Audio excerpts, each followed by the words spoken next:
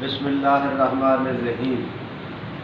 گزشتہ ایک دو روز سے حکومت کی طرف سے تحریک لبیک پاکستان کے ساتھیوں کے ساتھ اس طرح ظلم اور بربریت، لا قانونیت اور دہشت کا معاملہ کیا جا رہا ہے، وہ انتہائی قابل مذمت ہے۔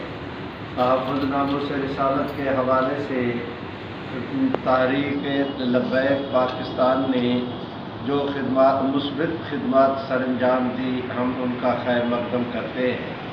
دونوں طرف کے حضرات کو چاہیے تھا کہ وہ انتہائی بردباری اور سمجھداری کے ساتھ معاملات کو کنٹرول کرتے، درمیانی کوئی خیر کا راستہ نکالتے۔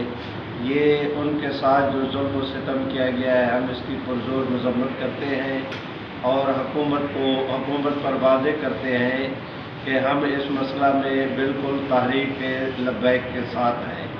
تحریک لبیک والے حضرات پر جو ظلم و ستم ہوا ہے، تاریخ موجودہ حکومت کو کبھی معاف نہیں کرے گی اور ان کو اس کا حساب دینا پڑے گا۔ جہاں تک ہمارے اپنے ساتھی ہیں، وہ ہر جگہ ان کے ساتھ ہمدردی کا، خیر کا معاملہ کریں، اور جمعہ کے موقع پر خطیب حضرات اپنے اپنے بیانات میں تحفظ ناموس رسالت کے حوالے سے کھل کر اپنے موقف کا اظہار کریں۔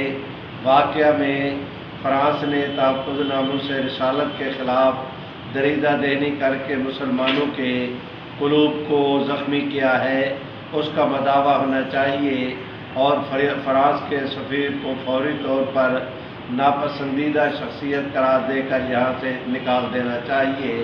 اللہ تعالیٰ خیر کا معاملہ کرے۔ اس مشکل موقع پر ہمیں حق اور سچ کا ساتھ دینا چاہیے اور حکمرانوں کو بھی کبھی نہیں بھولنا چاہیے کہ ان کے تمام تر ظلم و بربریت ان کی ذلت اور رسوائی کا باعث بنے گی۔ بالآخر حق کا بول بالا ہوگا۔ امت سب کچھ برداشت کر سکتی ہے۔